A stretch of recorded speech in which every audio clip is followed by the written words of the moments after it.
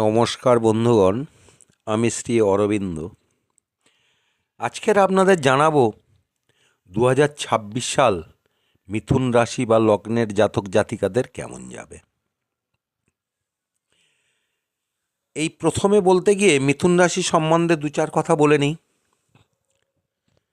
এরা হলেন বায়ুতত্ত্বের দাত্তক রাশির জাতক বা জাতিকা। এরা ধীর স্থির কিন্তু বুদ্ধিমান, তবে দৈত্যমনা প্রকৃতির হয়ে থাকে এবং অবশ্যই জ্ঞানী বা পণ্ডিত বলা যায়।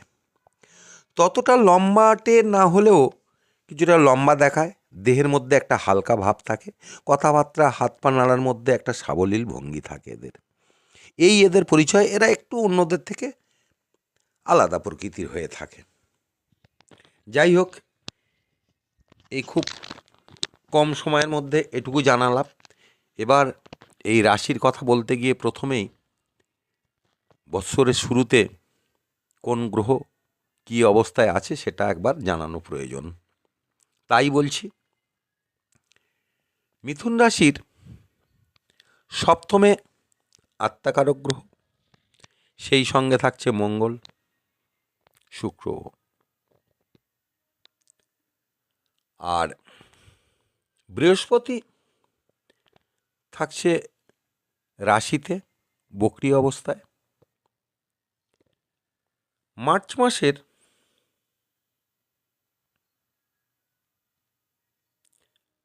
11 তারিখে বক্র ত্যাগ করবেন,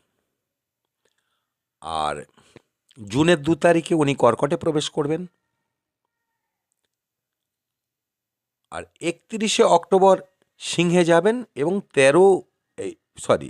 সিংহে যাবেন এবং 13 ডিসেম্বর সিংহে বক্রগতি প্রাপ্ত হবেন। এই গেল বৃহস্পতির কথা। আর রাহু ভাগ্যক্ষেত্রে থাকছে 5 ডিসেম্বর পর্যন্ত, তারপরে রাশি পরিবর্তন করে মকরে এবং কেতু কর্কটে প্রবেশ করবেন। আর শনিদেব যথারীতি মেনেই থাকবেন, তবে 27শে জুলাই উনি বক্রী হবেন, 11 ডিসেম্বর বক্র ত্যাগ করবেন মীন রাশিতেই। এই হলো গ্রহগত অবস্থান। এই গ্রহের অবস্থানের ভিত্তিতে কি ফল পাবেন সেটাই এখন আপনাদের জানাবো। তবে একটা কথা প্রথমেই বলে নিচ্ছি, যে ফল দিচ্ছি কম বেশি সবাই এই ফলই পাবেন আশা করা যায়। জন্মকালীন যদি কোনো খারাপ গ্রহের দশা বা অন্তর্দশা চলে, বা দেখছেন এই টাইপের ফল আসছে না, কোনো ভালো জ্যোতিষবাবুর সাথে একটু আলোচনা করে নেবেন, সেটা আপনাদের পক্ষেই শুভ হবে। যাই হোক, এবার বলি, মিথুন রাশি বা লগ্নের জাত ব্যক্তিদের 2026 সাল অত্যন্ত শুভ বলে বিবেচিত হবে। সারা বৎসর, শুধু 2-1 দিন নয়, সারা বৎসর মিথুনের পক্ষে ভীষণ শুভ। যদিও বৎসরের প্রথমে বৃহস্পতিদেব রাশিতে বক্রী অবস্থায় বিচরণ করবেন, তথাপি প্রত্যেক ক্ষেত্রে শুভ ফল দেবেন। জন্মকালীন বৃহস্পতি নিচস্থ শত্রুঘর বা ডিগ্রিগত দিকে দুর্বল থাকলে হয়তো ফলের একটু হেরফের হবে, নাহলে একই ফল পাবেন। আর যাদের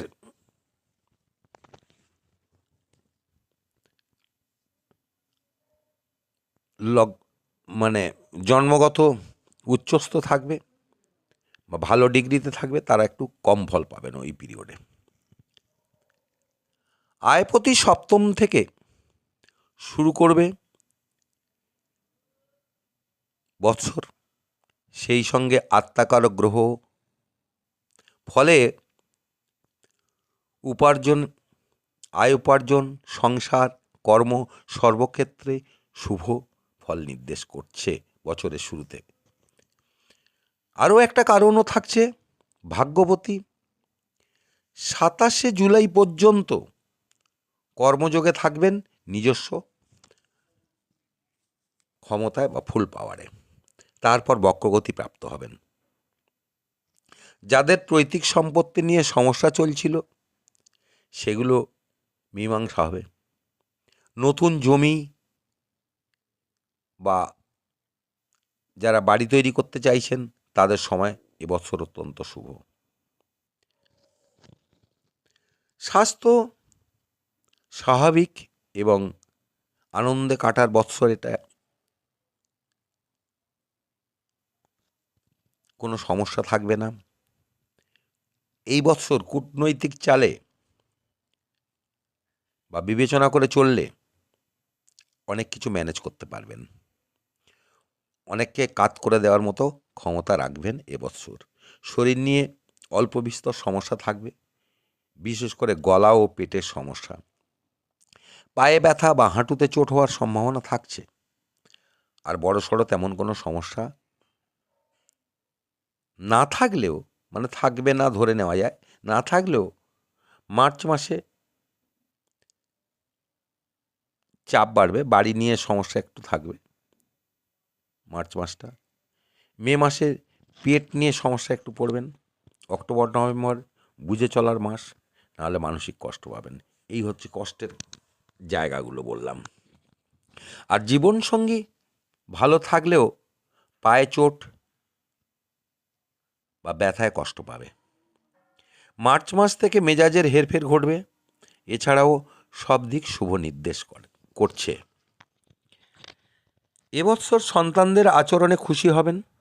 উচ্চশিক্ষা দিতে চান যাদের, তাদের নিয়ে কিছুটা টেনশান থাকবে বা টেনশান অনুভব করবেন। আর ছোটদের নিয়ে কোনো চাপ নেই, যথারীতি পরীক্ষায় ভালো ফল করবে। শুধুমাত্র এপ্রিল ও জুন মাসটা, এই দুটো মাসে যাদের ফল প্রকাশ হবে তাদের নিয়ে একটু চাপ থাকবে। 2026 সালে যারা বিবাহ করতে ইচ্ছুক তাদের জন্য পুরো বৎসরটা ভীষণ ভীষণ শুভ। নতুন চাকরি প্রার্থীদের মার্চ মাস থেকে ভালো, অনেকটাই আশানুরূপ ফল পাবেন। গ্রহ অবস্থান অনুযায়ী মার্চ থেকে অক্টোবর খুব ভালো সময় তাদের জন্য। আর যারা চাকরি করছেন তারা পরম নিশ্চিন্তে কাটাতে পারবেন এবছর, যদি না জন্মকালীন তেমন কোনো সমস্যা থাকে গ্রহের। আর ব্যবসায়ীদের কথা বলতে গিয়ে বলছি, প্রত্যেক ব্যবসায়ীর বেশ ভালো, খুব ভালো বৎসর যাবে। প্রথমত ব্যবসার লর্ড রাশিতে থাকছেন, তিনি আবার কর্মের লর্ডও। জুনের প্রথমে রাশি পরিবর্তন করলেও আয়ের ঘরে প্রবেশ করবেন, ফলে উন্নতি অনেক গুণ বাড়বে। সুতরাং সমস্যা নেই কোনো। যারা সোনারূপ, অর্থলগ্নি, খাদ্যশস্য, লৌহ ইস্পাত বা মেশিনারিজ, তাই নয় শুধু ট্রান্সপোর্টের ব্যবসা করছেন, তাদের অত্যন্ত শুভ বৎসর এটা। এছাড়াও অন্য কর্মের সাথে যুক্ত তাদেরও ভালো যাবে। তবে আর একটা উল্লেখযোগ্য সময় তাদের, যারা হচ্ছে কনস্ট্রাকশনের সঙ্গে এবং বিল্ডিং মেটেরিয়ালের সাথে যুক্ত আছেন, তাদেরও ভীষণ ভালো বৎসর এটা হবে। আজ এই পর্যন্ত। আমি শ্রী অরবিন্দ। আশা করছি ভালো লাগবে। ভালো লাগলে লাইক, শেয়ার, কমেন্টস করবেন। সাবস্ক্রাইব করতে ভুলবেন না পরবর্তী ভিডিওর জন্য।